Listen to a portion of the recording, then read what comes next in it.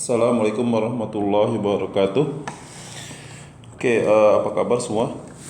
Ya, semoga dalam keadaan sehat walafiat dan tetap semangat belajar. Oke, pada pertemuan kali ini kita akan membahas materi tentang gerak, tapi di sini ada hubungannya dengan momentum, ya. Oke, jadi ada kita langsung ya, kita baca soalnya dulu. Sebuah balok bermassa M, ya, bermassa M besar, bergerak pada bidang datar kasar. Nah, jadi bidangnya itu kasar, ya. Ini ada koefisien geseknya sini mu. Sebuah benda bermassa M kecil dijatuhkan ya di atas balok mengenai balok dengan besar kecepatan v1. Pada saat balok itu bergerak dengan besar, jadi balok yang bawah ini bergerak dengan besar kecepatan v2 ya, mendatar seperti di gambar. Benda tersebut menempel pada balok. Tumbukan tidak lenting, ya. Jadi tumbukannya tidak lenting di syaratnya. Nah, tentukanlah besar kecepatan balok sesaat setelah tumbukan jika koefisien gesek antara bidang balok dan bidang adalah mu. Oke, diminta kecepatan setelah tumbukan ya, kecepatan sesaat setelah tumbukan. Oke, jadi kita coba pahami dulu konsepnya dulu ya dari soalnya. Jadi begini, ini ada balok ya bermassa M besar, ini bergerak di bidang secara mendatar ke kanan. Tapi di sini ada benda bermassa M kecil yang dilepas sehingga ketika menumbuk itu sesaat sebelum menumbuk si balok yang di bawah adalah V1. Nah, di sini kita lihat ada sumbu X dan sumbu Y ya, kita perhatikan di situ. Nah, jadi kita tinjau dulu si balok M kecil benda M kecil. Ya, kita tinjau dulu si M kecilnya gitu, ya. Nah, apa yang terjadi di situ? Nah, ini kan terjadi tumbukan ya. Ya, tumbukan berarti ada impuls di situ. Nah, kita harus paham ya, impuls di sini adalah perubahan dari momentum itu sendiri ya. Jadi impulsnya, nah ini sigma F ya, delta T ya. Oke, ini M kali delta V-nya gitu. Sudah paham ya? Nah, F di sini gaya-gaya apa yang bekerja? Nah, jadi ini kalau saya gambarkan ilustrasi sederhananya, ini balok yang di bawah. Nah, ini benda M kecil itu tadi. Nah, di sini kan ada gaya berat tentunya ke bawah ya, ada M kali G ya. Kemudian ada lagi gaya normal ya. Nah, ini gaya normal ya ketika dia saat bersentuhan di situ. Ya. Oke. Nah, coba kita lihat di sini. Ini N-nya kita buat yang positif ya. Ini jadi N. Oke. Kurang apa? Mg gitu ya. Nah, ini dikali delta T. Oke. Sama dengan massa dikali delta V. Nah, delta V-nya kan V2-nya ini dia secara sumbu Y ya. Ini kita buat secara sumbu Y ini, oke. Nah, dia ini kan 0 ya. Akhirnya berarti 0. Oke. Ya. Dikurang V1. Ya, kurang min V1. Oke, seperti itu. Nah, sehingga N dikurang Mg ya, ini Mg kali delta T sama dengan M kali V1. Nah, seperti ini. Oh, sorry.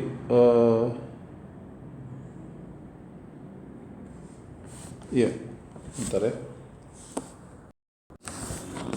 Oke, kita lanjut ya. Di sini delta T kali ke dalam ya. Jadi N kali delta T dikurang M G delta T sama dengan M V1 ya.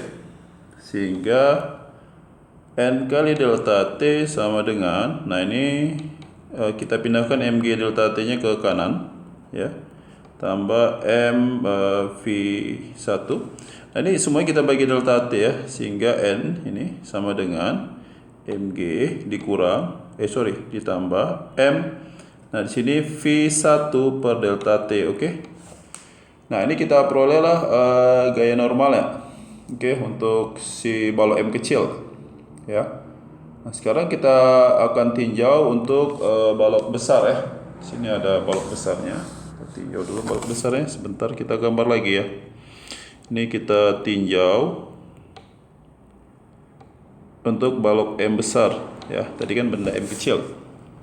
Nah, di sini untuk balok besar saya gambarkan dulu ilustrasinya ya. Di sini ada dia di bawah ini ya. Nah, ini kan dia bergerak ya. Kemudian di sini ada benda tadi yang udah nempel nih.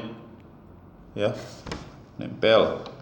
Nah, ini jelas-jelas ada, kita lihat secara gayanya di sini adalah M besar kali G kan gitu. Nah, lalu ada lagi gaya normal ini sebenarnya ada, kalau untuk si benda M kecil kan ke atas, tapi untuk si yang dirasakan sama yang di bawah ini, dia arah gaya normalnya ke arah bawah. Seperti ini. Nah, ini gaya normalnya ya, yang ini tadi. Oke. Tapi arah ke bawah karena ini dirasakan oleh si balok yang di bawahnya. Nah, lalu sini ada gaya gesek ya. Ini saya kasih tandanya F kecil, gaya geseknya. Tentu sudah paham semua bahwa gaya geseknya itu adalah mu dikali gaya normal totalnya ya. Ini saya kasih nama n-nya supaya agak berbeda. Sini saya buat tadi udah pakai n. Apalah kita buat simbolnya ya di n besar. Oke, ini kita kasih nama tadi n1 ya yang ini. Nah, ini saya kasih nama n2 ya untuk membedakannya. Oke. Ini kita kasih nama n1. Nah, seperti itu. Nah, jadi ini mu dikali n. Nah, di sini adalah n2 seperti itu. Oke. Nah, cukup paham ya sampai di sini. Nah, kita harus tahu dulu n2-nya ini berapa. Nah, kita perhatikan gaya-gaya yang bekerja pada balok yang di bawah itu ya. Ini kita gunakan nanti. Nah, di sini kita bisa menggunakan sigma ya. Kita gunakan sigma Fy. Nah, ini tidak bergerak dia terhadap vertikal ya. Nah, jadi ada N2 ini ke atas ya. Untuk kita buat N2-nya ke atas ya, positif. Nah, di sini dikurang N1 dikurangi sama Mg gitu ya. Ini sama dengan 0 sehingga bisa kita peroleh bahwa N2-nya adalah, nah di sini adalah N1 ditambah Mg seperti itu. Sehingga kita untuk menyelesaikan besar gaya geseknya adalah mu kali N2 gitu ya. Nah, di sini mu N2-nya N1 ditambah M besar G. Nah, N1-nya itu udah kita dapat tadi yang ini sebelumnya. Oke, itu yang kita substitusikan ya. Sekarang kita substitusikan sehingga F-nya ini akan mu N1-nya kita ganti dengan Mg ditambah, nah ini M V1 per delta T ya, tambah M besar G seperti itu. Oke, itu untuk yang gaya geseknya. Nah, kemudian kita akan lihat hubungannya dengan momentum ya. Tadi kan sini ada momentum. Tadi kan ada gerakannya. Pertama di sini tadi V1 ya, setelah menumbuk kita anggaplah jadi V2 tadi ya, V2. Sekarang kita jadikanlah V2 aksen gitu kan setelah tumbukan tadi terjadi. Oke. Nah, kita gunakan konsep impuls lagi di sini ya. Atau perubahan momentum. Oke. Nah, jadi bisa kita buat di sini sigma F ya untuk impulsnya. Jadi impuls ini untuk balok ya, untuk balok M. Oke. Impuls itu berarti sigma resultan dari gaya dikali delta T ya. Ini sesaat setelah tumbukan yang sangat singkat tadi. Nah, sama dengan ya. Nah, perubahan momentum ya. Jadi perubahan dari momentumnya. Nah, seperti itu. Nah, ini bisa kita coba pahami apa aja yang terjadi perubahan di sini.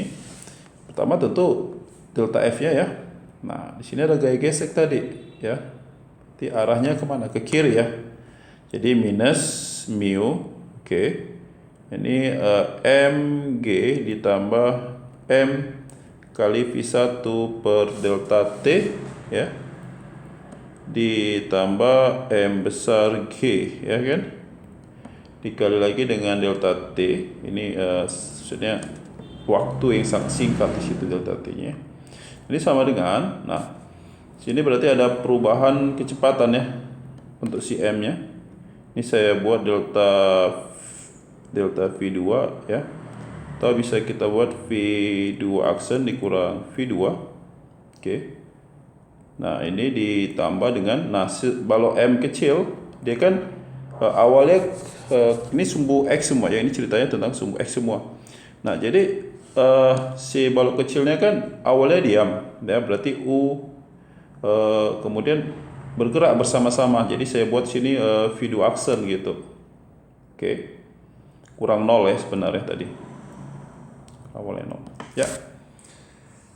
Nah, kemudian untuk ini kita bisa ya mengalihkan ini ke dalam delta V-nya ya. Jadi delta V kita kali ke dalam sini sehingga min mu ini jadi mg delta V ya delta T maksud saya. Delta T ditambah M. Nah, di sini delta V-nya jadi habis delta T-nya. Jadi tinggal V1. Oke, ditambah mg delta T ya. Ini sama dengan, nah, sini kita mau cari berapa besar V2 aksen ya. Jadi kita lihat soal tadi yang sebelumnya di atas. Oke, kita masih besar tumbukan bola sesaat setelah tumbuh. Jadi itu sebenarnya V2 aksen gitu ya. Kita mau cari V2 aksennya. Nah, di situ. Oke.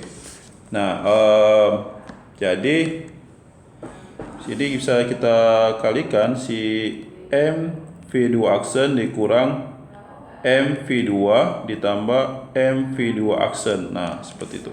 Kita mau cari V2 aksennya nih. Nah, ingat ini waktunya kan sangat singkat. Karena waktunya sangat singkat, delta T-nya ini ya, sehingga delta T ini akan mendekati 0 gitu. Oke. Nah, kalau kita masukkan delta T-nya 0, ini masing-masing ke sini, delta T-nya 0, sehingga dapatnya min mu ya, hanya M V1 ya, seperti itu. Nah, ini sama dengan, ini M-nya bisa dikeluarkan V. Jadi M besar tambah M kecil dikali V2 aksen ya. Dikurang M V2. Nah, seperti itu. Oke. Wah, ini nggak muat lagi ke bawah. Ini saya setting kecil dulu ya, sebentar. Oh, sebentar nih salah. Jadi biar lebih kecil dia tulisannya. Tadi terlalu besar. Sedikit aja. Oke, sip. Nah, jadi ini bisa kita ubah. Ini kan bisa pindah ya ke sebelah ya, kiri kanan kiri. Kita dapat V2 aksennya di sini. Ya. Sehingga ini bisa kita buat minus mu M V1 ditambah M besar V2 sama dengan, nah ini bisa kita buat V2 aksen. Ini kita bagi dengan M besar tambah M kecil. Nah, inilah penyelesaiannya ya untuk V2 aksennya seperti itu. Oke, saya harap ini sudah bisa dipahami ya. Jadi kalau kurang jelas nanti bisa dicek lagi ya di bahasannya. Oke, saya rasa sekian dulu untuk pertemuan kali ini. Ya, mudah-mudahan bisa dimengerti ya, semoga bermanfaat. Terima kasih sudah menyaksikan. Assalamualaikum warahmatullahi wabarakatuh.